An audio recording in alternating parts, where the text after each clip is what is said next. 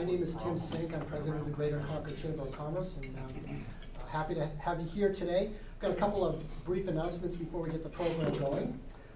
Just want you to know about some upcoming events. And the Concord Young Professional Network is having a networking event at Apple Hill Farm on the 21st at 5:30 p.m.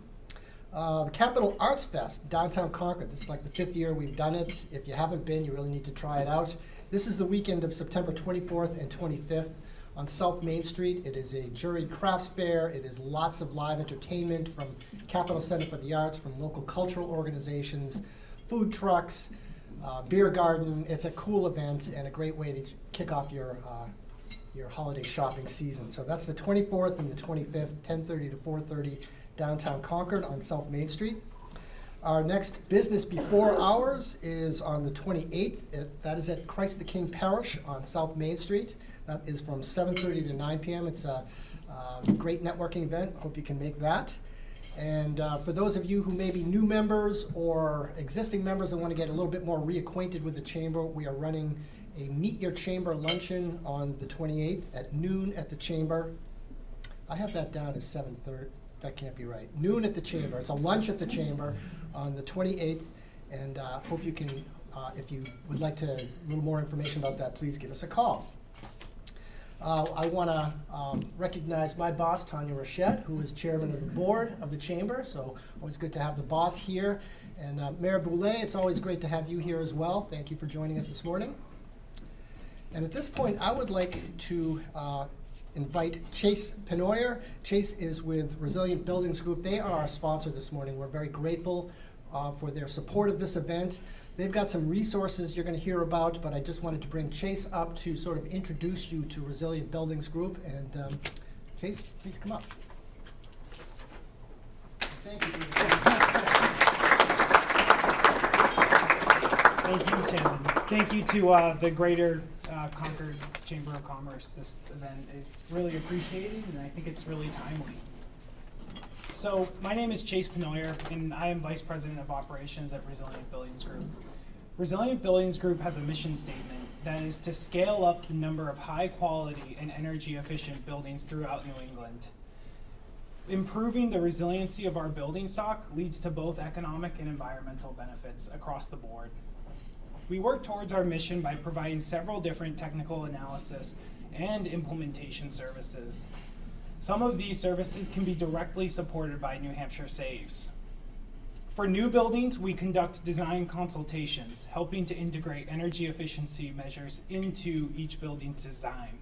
For project teams that are looking to push the sustainability envelope even further, we offer building certification consulting in the LEED, Passive House, and WELL programs. These programs are really the gold standard for sustainability in buildings. To ensure buildings operate according to their design, we offer commissioning and retro-commissioning services.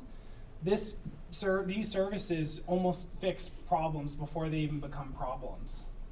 For existing buildings, we conduct energy audits, identifying cost-effective energy efficiency measures. The more in-depth audits provide a cost and a savings for each measure. This gives building owners a clear roadmap to improving their buildings. On the implementation side, our team carries out new construction and retrofit projects, acting as construction managers or owners' representatives, ensuring each project meets its energy efficiency goals. In addition to the technical analysis and implementation services, we also act as contractors for the New Hampshire Saves program. We help connect commercial customers throughout New Hampshire with incentives covering a portion of their energy efficiency investments. This effectively steers the marketplace towards energy efficient solutions. Why do these services matter? As our panel will discuss, the energy economy involves both local and geopolitical forces. It is extremely difficult to predict future market trends and future energy prices. At Resilient Buildings Group, we believe that energy efficiency is key to stabilizing costs for businesses throughout New Hampshire. With that, I'll hand it back to Tim to introduce our panelists.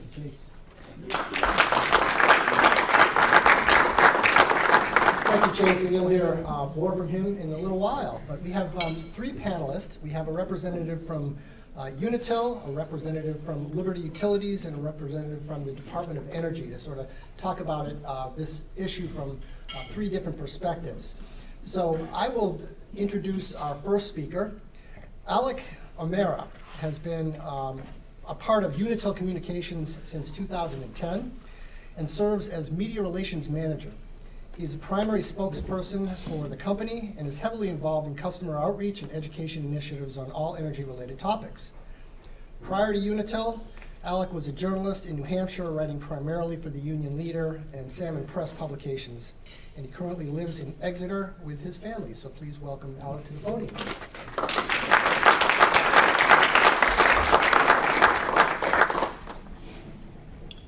Thank you very much, and thanks to the Chamber for giving us the opportunity to come out and talk about this particular topic today, because I think this is a topic that we're all going to be talking about, have been talking about, and will continue to talk about for a great while yet. So timely, because today when I got here, you just had that kind of fall Christmas outside. You just kind of felt it, it's coming. The title of this forum is called The Rising Cost of Energy in New Hampshire, but I think it could just as easily be called The Rising Cost of Energy in New England. All New England states are a collective group when it comes to energy procurement and supply is really the key thing that is driving this increase that is going to be seen throughout our entire region. And that's kind of where I want to start. I think the best way to understand what's going on is to kind of understand what an energy bill is and what's in there and what part is going to be causing the consternation, has already started causing consternation for some customers in the region. If you look at your utility bill, which is a challenge sometimes because it has a lot of line items in there and a lot of different parts, each of those parts in a bill are all kind of managed and regulated in very different ways. The two largest parts in there, and again, there's a whole bunch, but I'm going to focus on the two largest, are the distribution piece and the supply piece. The distribution piece is effectively the utility piece. It's the Unitil piece of a Unitil bill. Anything you can see or touch that is what you think of as your local utility is covered in that distribution piece. It is the people, it is the buildings, it's trucks, it's poles, it's the call center. It's everything that you think of when you see your utility around you, and it's all the infrastructure that gets the energy from where it is to your home. That piece is regulated by the state that you operate in. We operate in two states on the electric side, New Hampshire and Massachusetts. Each is regulated by completely separate entities. And we have to go in and we show what those costs are every few years or so, and then they look at those costs, make sure they're all prudent, and then whatever that cost is gets divided among all the customers, and that's how a rate gets set. It's a relatively stable process. You might do that every few years. It doesn't change all that much. The other large piece is what's called the supply piece. And it is an entirely separate process from that. In New Hampshire and Massachusetts, utilities are not allowed to be part of that generation process. It's an entirely separate business. So what our job is we go out every 6 months, and that's by design, by regulatory design, get whatever that market cost of the energy is in New England, and then whatever that is goes directly into the bills. It's a one-to-one thing. I was explaining this to one person, I believe it was a reporter. They gave the analogy to me, so I can't take credit for it, but if you think of something like a property tax bill or a municipal property tax bill, you get one bill, but there's the piece that it comes from the town, right? But then there's also the school piece of the bill as well, which is managed in a completely separate way, but you get it all at once and it comes from the municipal side, even though you have those kind of separate things. So it's two parallel tracks that are governed in slightly different ways, regulated in slightly different ways. It is the supply piece that changes significantly every 6 months and what creates the seasonality in rates that is occurring.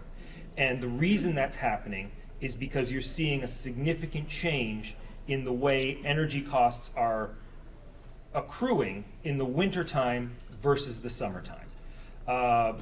Maybe about 15, 20 years ago, New England's energy supply was more diverse.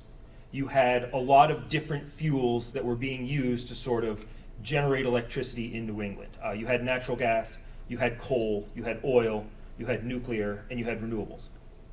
Over these past 15, 20 years, we have been, with purpose, because it's good, to get to a more renewable mix and a less emissions-based mix. So we've been phasing out coal, we've been phasing out oil, and we've been using more and more natural gas, to the point where natural gas is now something like, I think, 50 to 53% of our total fuel mix. In the wintertime, that does create a little bit of a bottleneck, because we are also heating with natural gas in New England. And there's only so much capacity that can come into New England based on existing pipeline infrastructure. To make up that difference, and we've been making up that difference for a while as a region, generally speaking, that's handled by ships. We get ships that come in that provide liquefied natural gas, or basically natural gas that's so cold that it's in liquid form, and it comes in across boat shipments, and that's how we supplement the natural gas supply. I believe something like on peak days in the wintertime, as much as 35% of New England's natural gas supply comes in on these ships. Well, that can become a challenge when you have some global energy crisis, because that means that New England, unlike maybe other parts of the country, ends up in direct competition with, say, Europe, if something starts happening over there from an energy supply issue. And that's exactly what sort of has been going on. So because New England as a whole has this energy constraint, not only has natural gas as a whole come up over the past 2-3 years, but the constraint has amplified that issue in New England, which has led to much higher energy costs in the wintertime.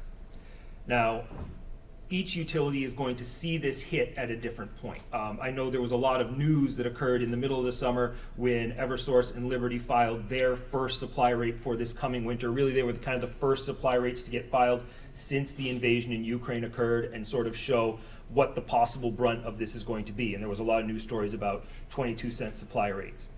Unitil's rate is still stable at this time, but we are going to have to go in, and our next winter rate is going to take effect on December 1 of this year. So we'll be filing very shortly, sometime probably between now and early October, and we're going to get a rate approved as well.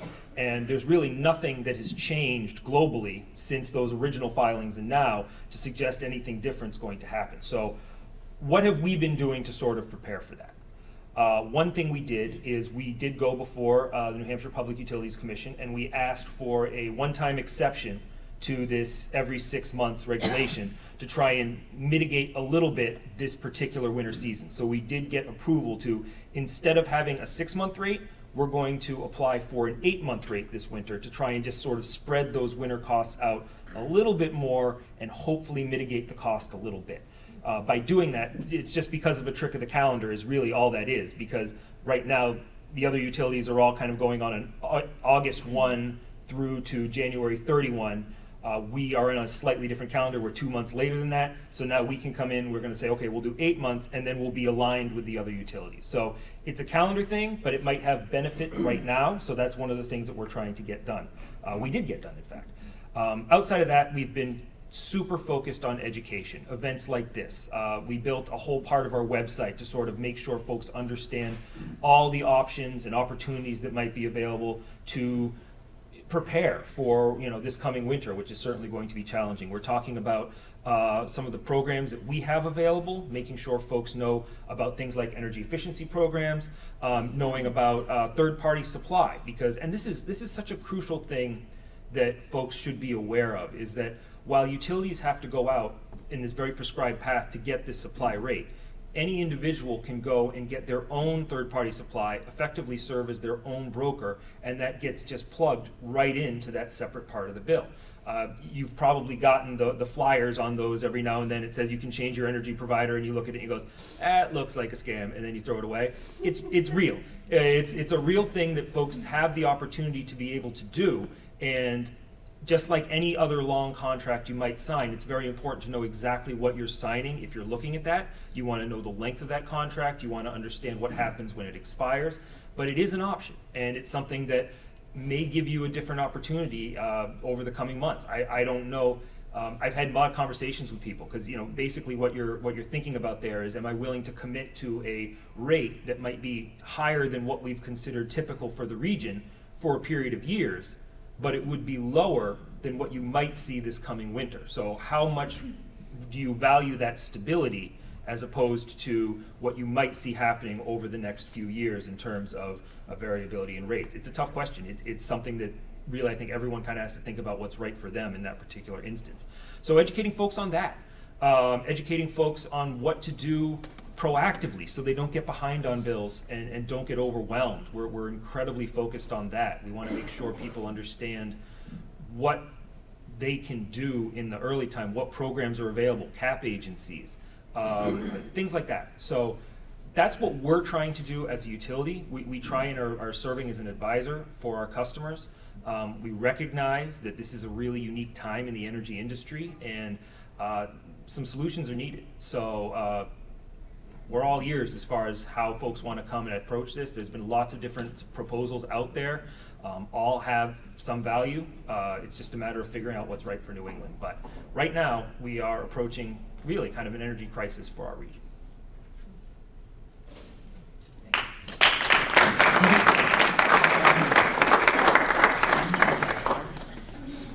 So we're gonna, we'll have the other panelists up, and then there'll be an opportunity for Q&A. I forgot to mention that earlier. So keep your powder dry on the questions, and we'll definitely get to them.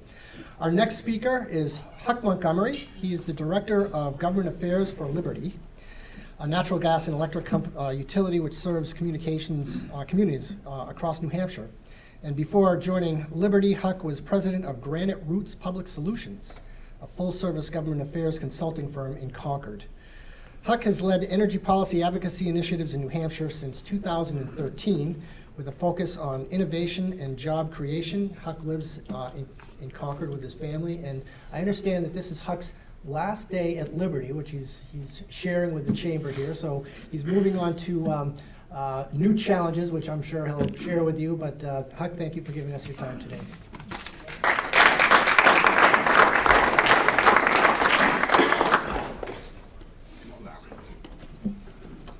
Good morning.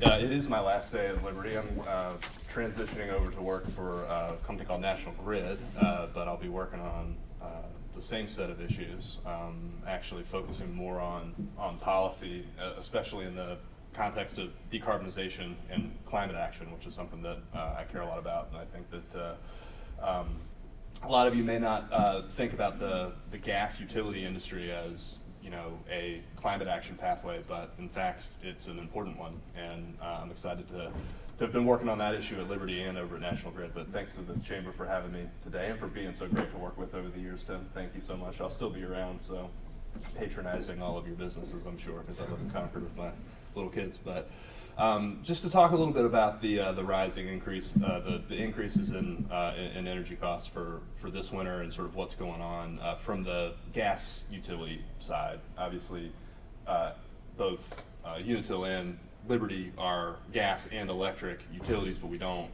serve both commodities in the same communities. So Liberty is the gas utility here in Concord, whereas Unitil is the electric utility.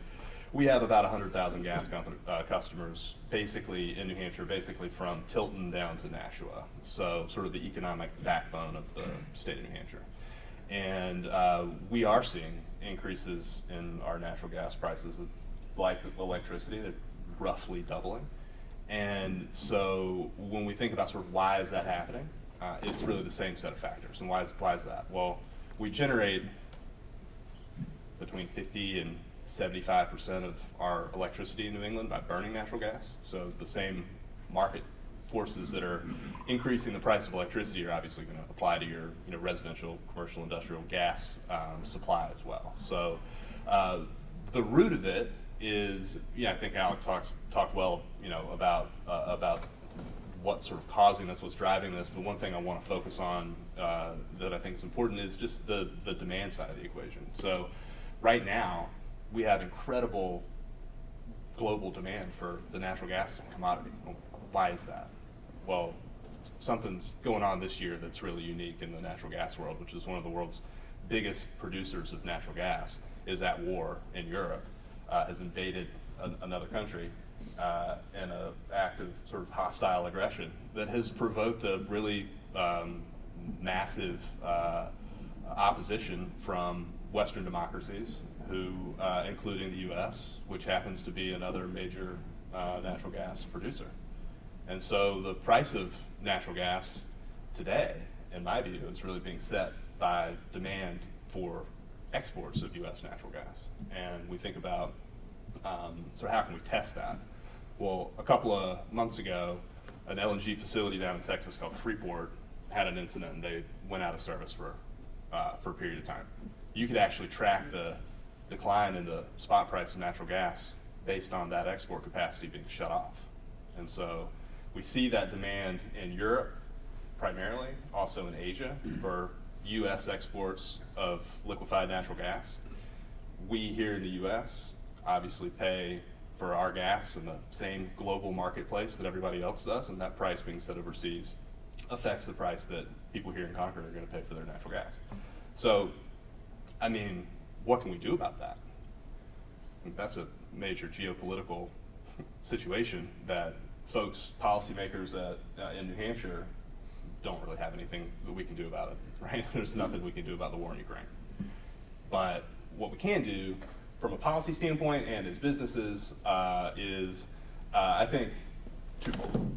First, in the short run, most important thing, as Chase is here to talk about, is energy efficiency. The cheapest energy is the energy you don't use. So investing in and moving forward on energy efficiency tools that allow businesses and families to use less energy, that's more valuable in a time of high prices. That makes sense. That's intuitive. So when prices are going up, you're going to get more value for your efficiency dollar. And so I'm really proud that the utilities and the clean energy community and groups like RBG worked really hard with the legislature, with the Department of Energy, and with the governor earlier this year to really save New Hampshire Saves. It was really under threat from an order from the Public Utilities Commission that the legislature came together with the support of the governor and the DOE to make permanent our customer-funded, utility-administered energy efficiency programs in New Hampshire, which we're going to call New Hampshire Saves. So that's the first thing we got to do is we got to focus on what can we do to expand energy efficiency, make sure that folks, especially folks like you in this room, know what your opportunities are to take advantage of energy efficiency solutions through New Hampshire Saves. So I would really encourage everybody, if you haven't had an energy audit conducted, or if you haven't sort of taken a look at the New Hampshire Saves website and sort of see what's out there and what it could mean for your business, to go do that. And obviously talk to policymakers and elected officials about the importance of this, because there are, believe it or not, even in times like this when energy is so expensive, there are still folks in Concord who don't believe in the value proposition of energy efficiency. We're talking about programs that have a cost-benefit ratio over 2. So for every dollar you put in, you get $2 out. How many of you get a return like that on your daily investments that you make for your business? I mean, I can't imagine many folks do. So it's a really incredibly strong value proposition for energy efficiency, and that's number one for really fighting what we're dealing with here in terms of price increases in New Hampshire for natural gas customers and for electricity customers as well. But ultimately, what is the solution to high energy costs in New England? We're subject to these global market forces. We're subject to these capacity and supply constraints that come from just our circumstances of our geography. We're at the end of the national pipeline network.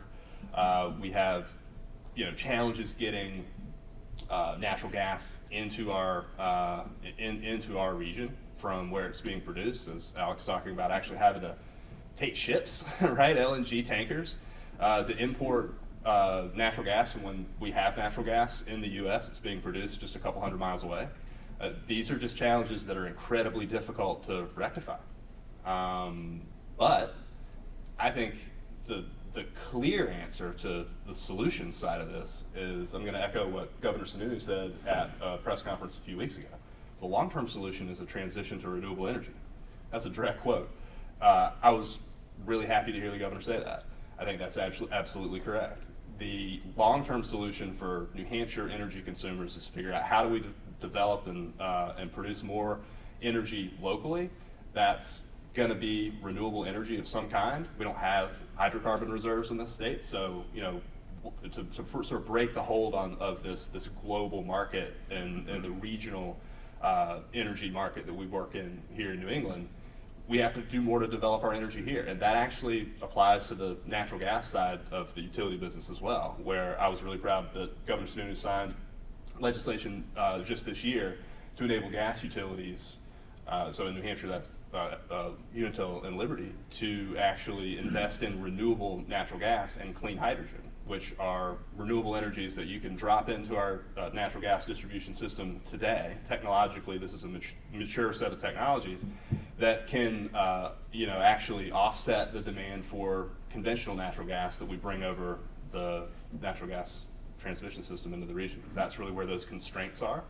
So if we can do more to produce energy locally from, for example, organic waste streams, which, by the way, is a source of emissions that we really don't have a good way to abate, right? We don't really know how to get rid of methane emissions from dairy farms, for example. We don't really know how to get rid of methane or CO2 emissions from landfills. You're either venting methane into the atmosphere or you're flaring it. Well, what if we could capture that methane, instead put it into our distribution system directly and use that as energy here, rather than having to bring molecules from Oklahoma over the transmission network?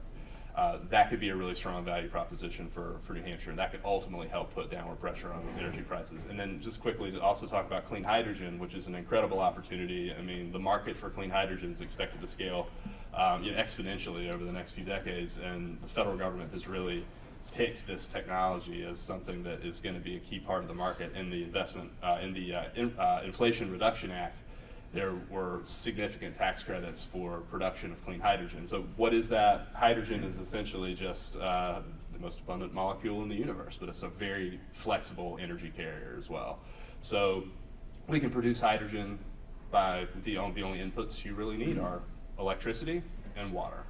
And so where we have clean electricity and we have water, which we have abundant sources of both of those in New Hampshire, and the electricity, clean electricity generation side of that can grow, we can make fuel that we can drop into our natural gas distribution system today to offset that conventional gas we have to bring over the transmission system, and ultimately put that downward pressure on cost.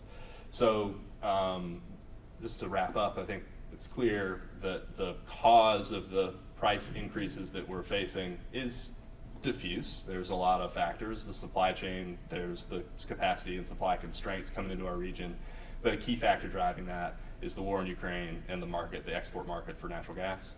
And what we can do about it is really twofold: invest in energy efficiency and work harder to especially build policy frameworks that enable the development of more renewable energy locally. And if we work on that, we can bend that cost curve over time and help you all do better and help families do better on their energy bills. So I appreciate the opportunity to talk to you all today. I look forward to answering your questions. Thanks a lot.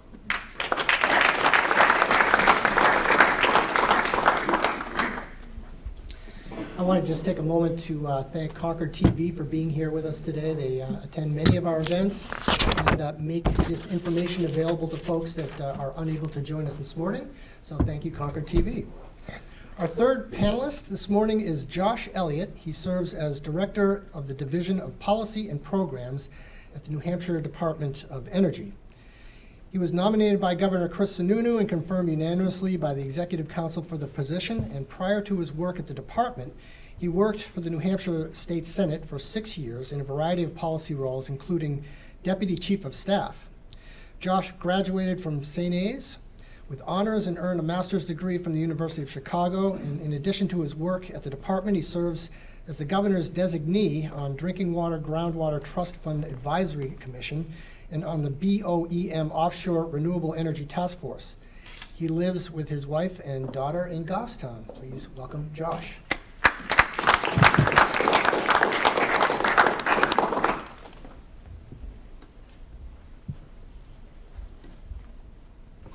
Good morning, everyone. And again, thank you for the Concord Chamber for inviting the Department of Energy to participate today.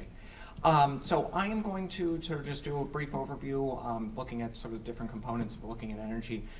I'm not going to belabor the point about natural gas transmission capacity, because I think we've talked about that one, so I'll leave that one aside. But which is certainly a major factor in the price of electricity. We also have a couple of other things that are sort of floating out there that are also driving some of these increases. It's it's remarkable sort of how quickly the economy came out of sort of the COVID lull, if you will. And a lot of, if you see supply chain issues, every time you go to the grocery store or whatever, wherever, Home Depot, Lowe's, your local Ace Hardware, anywhere like that, you're going to see, there's sort of random things you can't find. For whatever reason, I can't find jam preserves anywhere. Market Basket, they're either there, they've got tons of them, or there's none of them. There's no in between. So there's been there's also this sort of that, those supply chain issues are also impacting. You think of drillers out in sort of the oil patches in North Dakota and in Texas who are doing all the fracking for the production of natural gas, as well as oil. They were having the same sort of supply chain issues. There's something as simple as the right kind of sand in order to actually do it. Massive issues in terms of slowing down capacity. If you're missing that key component, you can't produce. There's also, just in talking about fracking in general, Alec had mentioned, in 2000, the New England grid, only about 15% of the electricity was actually produced by natural gas. Today, we're up to close to 50%, with no real appreciable increase in the pipeline capacity to actually bring it into New England. The reason for that is we had this fracking boom. All of a sudden, they've figured out the right technology in order to do fracking and unleashed all of this natural gas and oil. So you saw the collapse of oil prices, collapse of natural gas prices, with all of a sudden made natural gas-fired generation in New England economically viable, which also had the additional environmental benefits that per megawatt, natural gas per megawatt produced, natural gas emits far less carbon emissions than, for example, oil or coal. So you've seen a wave of retirements across New England of coal and oil-fired generation, where it's just no longer economically viable to compete with natural gas. In fact, the last coal-fired generation is just down the street in Bow at Merrimack Station. So you always know it's sort of one of the great things you can sort of figure out what the grid's doing, even without even looking at any prices, is if you're driving down 93 and you can see steam coming out of the scrubber, price of electricity in New England is very high. If you're like me and you're wonky, ICE New England has a great app. You can literally see at any given moment what makeup of generation is on the grid at any point in time. It'll tell you a breakdown of renewables. You'll be able to see demand curves in real time. Fascinating piece of information just in terms of real-time information. As Huck and Alec both mentioned, sort of you always have these random events that no one can really foresee. The Russian invasion of Ukraine, cutting off supply of natural gas to Europe, which has forced prices higher here in the U.S. Russia has said that they've made these deals with either India or China to sell their excess capacity. The fact is that all of their infrastructure is all pointed towards Europe. It's not easy for them. They don't have massive pipelines to get into China or get into India or things like that. So, in reality, it's easy to ship oil. You could have tankers. There's plenty of tankers around. LNG, less so. There are only a finite number of those ships, and there really aren't a lot of them. So what ended up happening, or is continuing to happen, the Russians are just flaring that gas. They're just burning it off. It's not going anywhere. There's only so much capacity, and once you shut the pipelines off, so it's just burning off into the atmosphere. Forecast going forward. There's a couple of big things for folks to watch. The biggest one and the most time-sensitive one is the potential for a national rail strike. So there's sort of been building up. I'm not going to get into all the details of the background as to how we got here, but there was a cooling off period that expires midnight on Friday morning at 12:01. As of the dispute is really on, not necessarily actually on wages, but in terms of actual schedules of when you can take sick days and things like that. As of this morning, there's rumors that there are, at least a tentative agreement has been announced.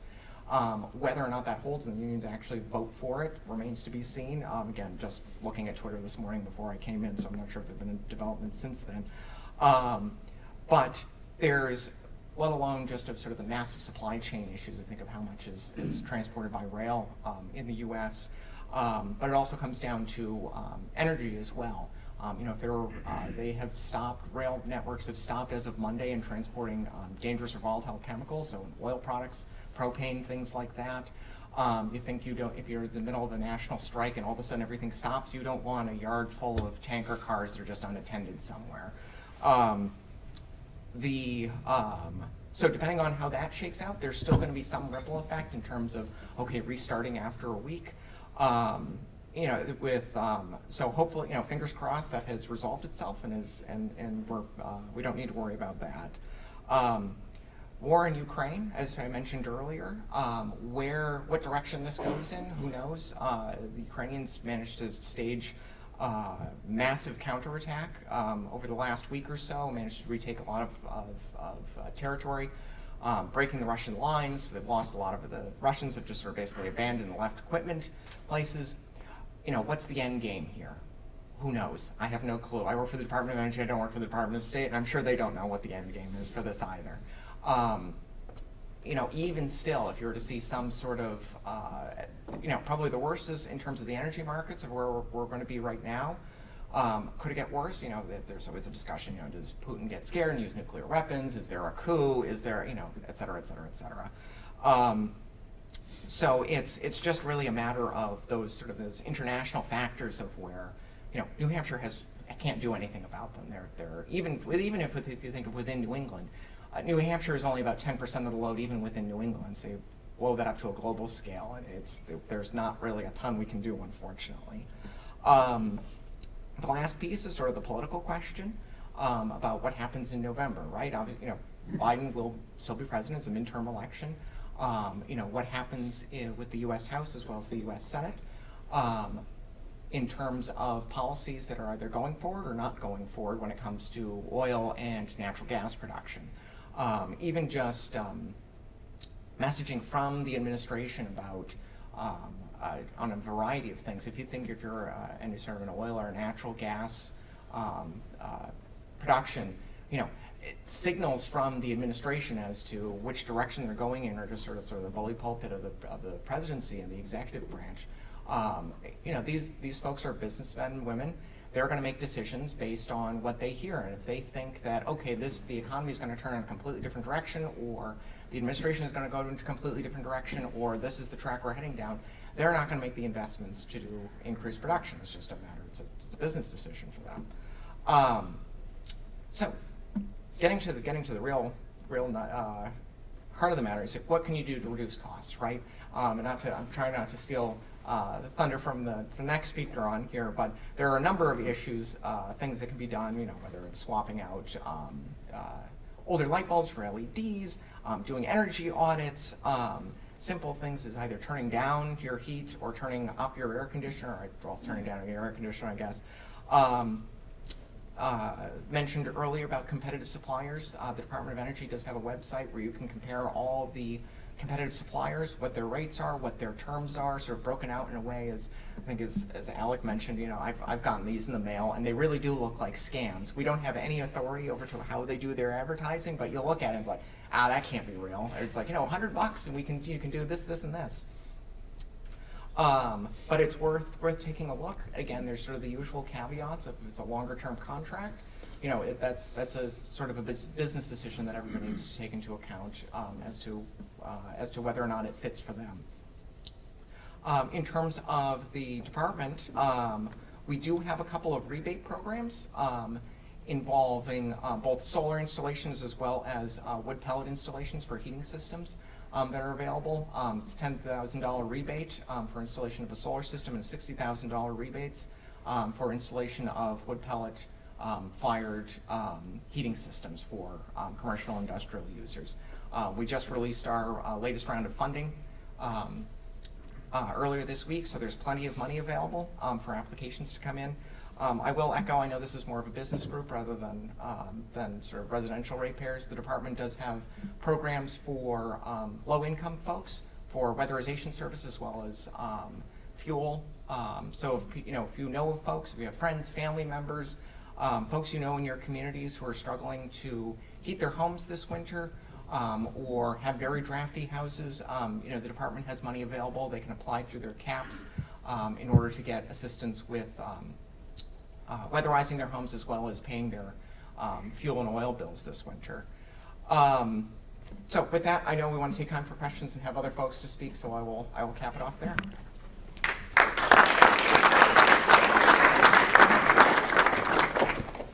So we've heard quite a bit about what's driving these costs and those issues. Now I'd like to invite Chris Pennoyer back up. He's going to talk about a program called New Hampshire Saves and maybe some solutions. Chris?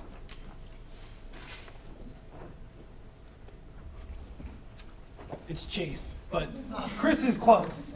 This is really close. Yeah, thank you everyone. I know we all talked about energy efficiency up here, and I just can't praise it enough. I think Don Kreese said this, and this is my favorite quote about energy efficiency. It's the lunch you get paid to eat. So New Hampshire Saves is really a key part of stabilizing energy costs here in New Hampshire for both business owners and residents. This is a program that's a collaboration between our state's electric and natural gas utilities. It provides customers with information, incentives, and support needed to save energy and reduce costs. One of the ways New Hampshire Saves accomplishes this is by providing customers with rebates, effectively lowering the cost burden of qualifying energy efficient upgrades. Some of these upgrades include high efficiency appliances, heating, cooling, and ventilation systems, LED lighting, and weatherization improvements. One of my favorite stories from the success of New Hampshire Saves is a business owner here in Concord. He had recently bought an older building to move his business in and made the financial stretch to do so. After the first winter, he immediately saw exorbitant energy bills, and he didn't know what to do. He called us at Resilient Buildings Group, and we offered to do an energy audit. New Hampshire Saves covered a portion of this audit. When we drove up to the building, we immediately saw what was happening. There was no snow on the roof. And during the winter, when there's snow on the ground, that's a tell of heat's going out up through the roof, melting the snow. We brought in a local insulation contractor to develop a scope and to price out adding insulation and air sealing the attic. We then were able to take that scope and bring it to the New Hampshire Saves team, who offered an incentive to cover the cost of that project. To help with the barrier to entry, which was the cost, the New Hampshire Saves team also offered the customer the ability to get on-bill financing, which is a very low interest or 0% loan that's tacked on to their natural gas, in this case, bill. The customer went forward, and once the work was done, they immediately saw a significant reduction in their overall cost to heat the building. And that includes the fee from, or the payments on that the loan attached to their bill. So the New Hampshire Saves program is a critical tool for both businesses and residents, as I've been saying. Aside from reducing each customer's monthly costs, lowering the overall energy demand helps lower the strain on the grid, which then avoids using the more high-cost generation assets like the one that Alec had talked about, or Josh had talked about, sorry about that. I think the steam when you're driving down 93, I think that's a higher cost generation asset.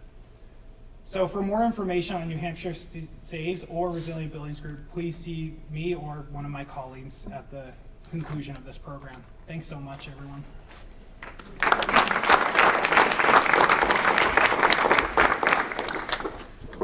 Sorry about that, Chase. Thank you. So we do have a few minutes for some Q&A, and I'd like to open it up for anyone who would like to ask a question. Gary.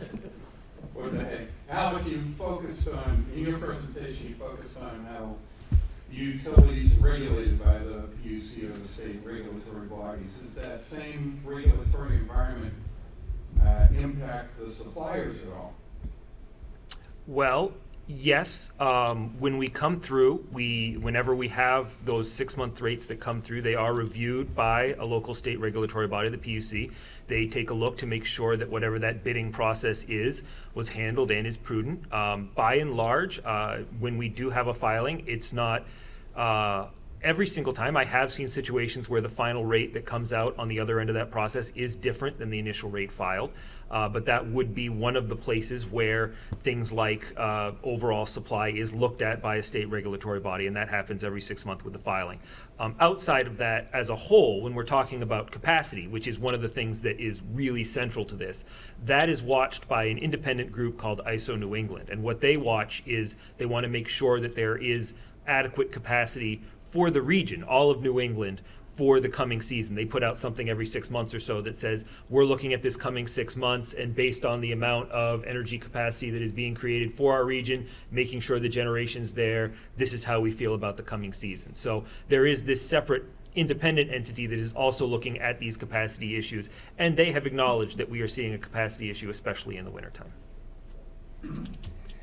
Huck, I have a question for you, and this is going to demonstrate my ignorance on this subject, but we talked about shipping in LNG, and so the question is, do we have the capacity domestically to produce that?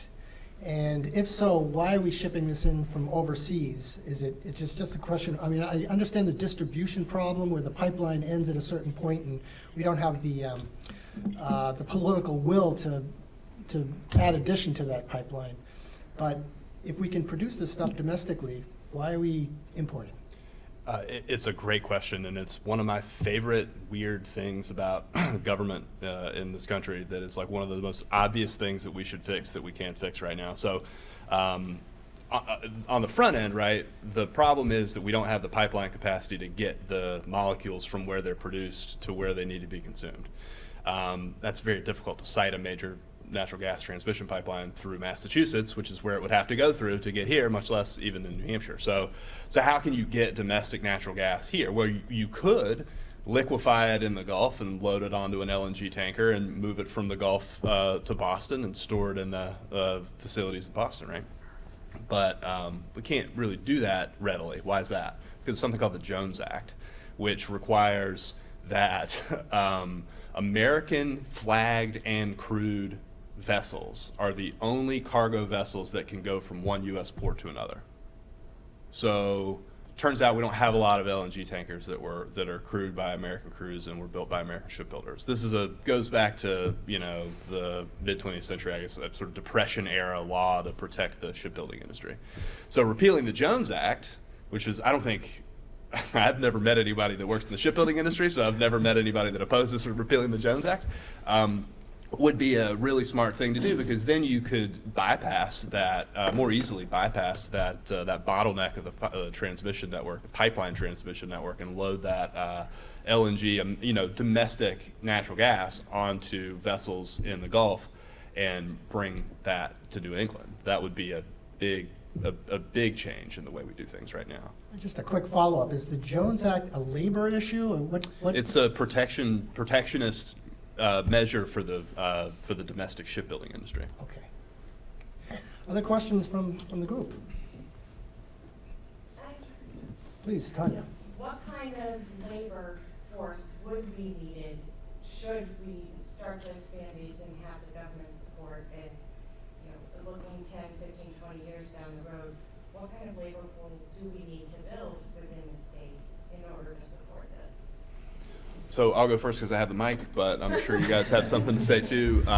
So obviously, demand for labor is a serious issue in, I'm sure, all of your businesses and in ours as well. And like many other industries, especially in New Hampshire, the utility workforce is rapidly aging.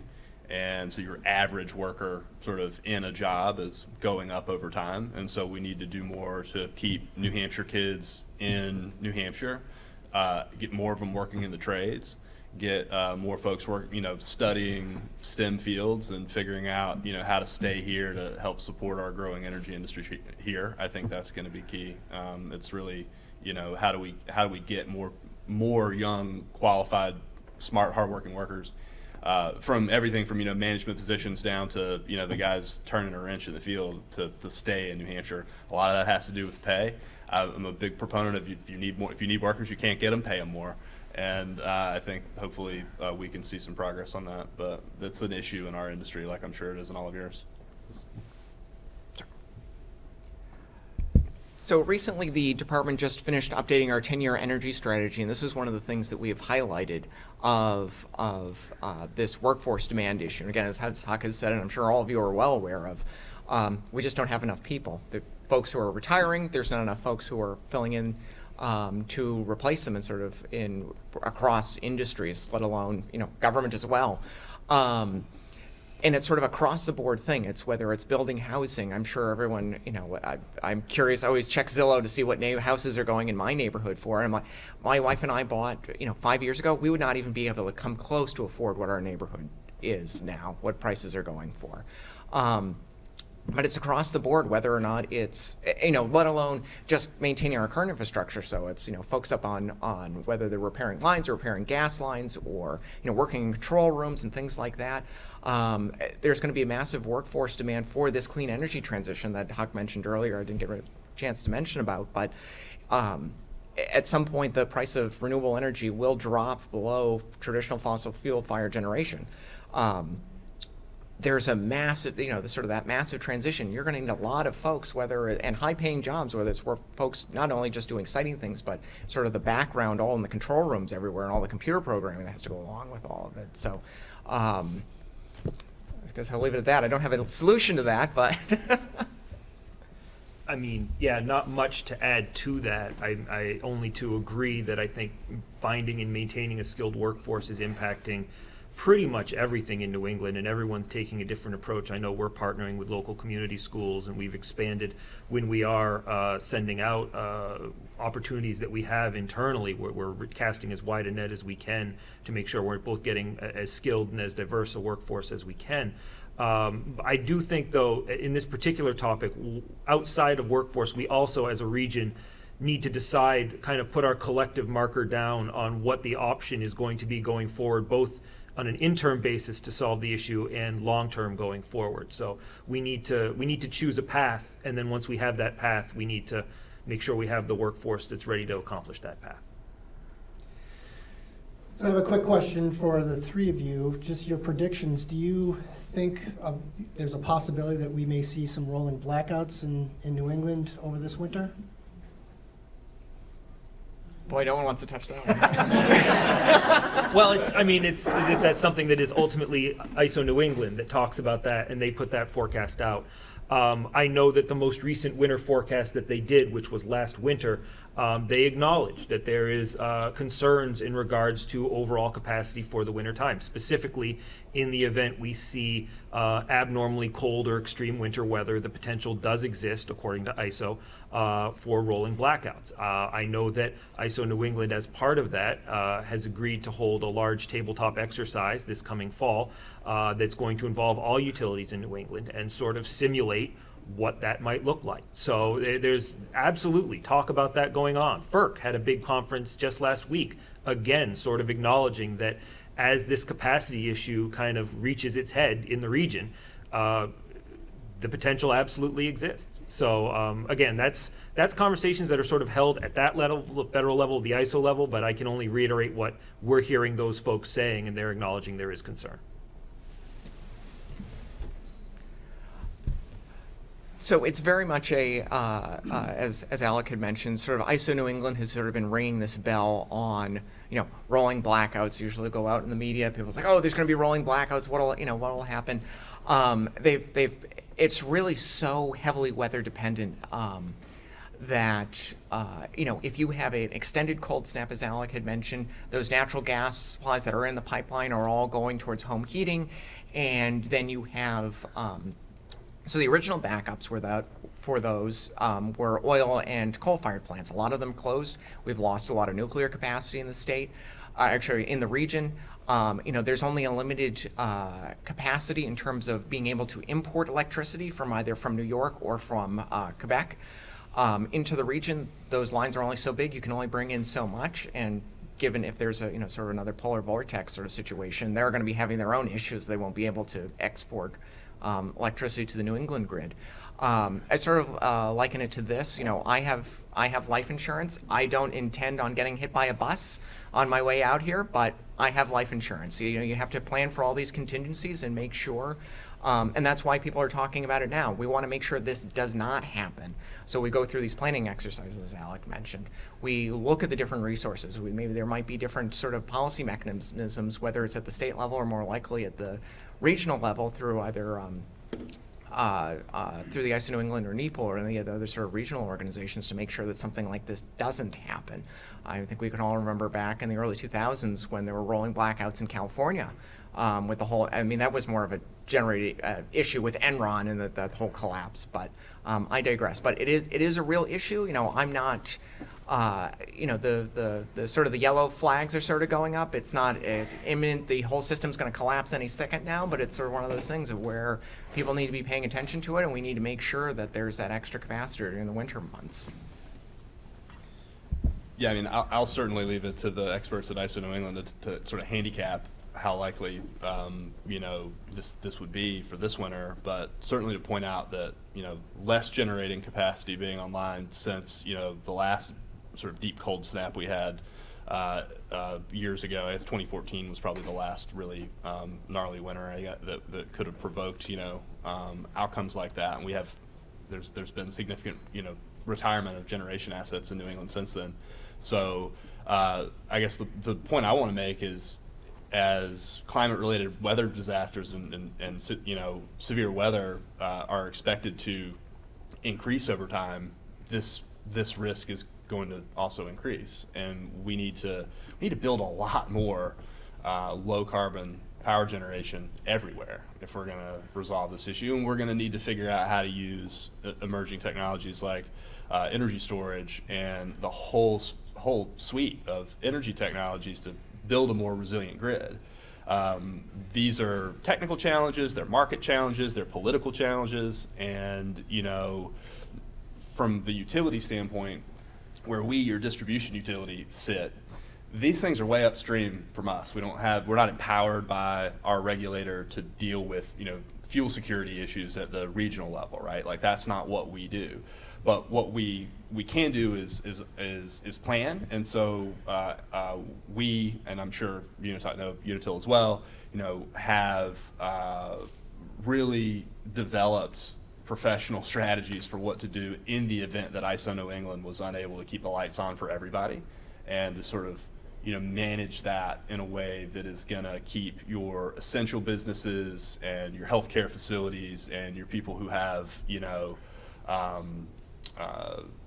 life-sensitive power needs at their homes, to keep those people on and to manage if that were to happen, right? The simple fact is there's only so much power generation that's available. If the weather's bad enough and demand gets high enough for long enough, it is possible that not everybody wouldn't be able to serve everybody's needs. And so I'm really proud of our team at Liberty for going to the great lengths that they do, and I'm sure Unitil and Eversource as well, to plan for what are probably unlikely events where we would get that call from ISO New England to say, hey, this is what's going on. We're going to have to curtail load in certain parts of your territory.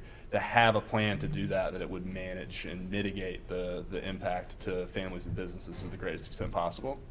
So the long-term issue of solving this problem is pretty straightforward. We have to build a whole lot more power generation, and we have to build a much more flexible and resilient grid than we have today over the long run. But in the short run, I'm really confident that our utilities have strong, really well thought out professional plans for dealing with something that if it was pushed down on us from that regional marketplace, that we had to implement something that ISO wasn't able to take care of business, we could mitigate the harmful outcomes for you folks and for families in New Hampshire. Well, Alec, Josh, Huck, thank you so much for this. I appreciate it. Very well done. Also, just again, thanks to Rhode Island Buildings Group. Thanks to Chase, Dana Newt, and his team for being here, for sponsoring this event. There's information in the back. I would encourage you to go back there and take a look and learn a little bit more about it. And thank you all so much for coming, and I hope you have a great rest of your day.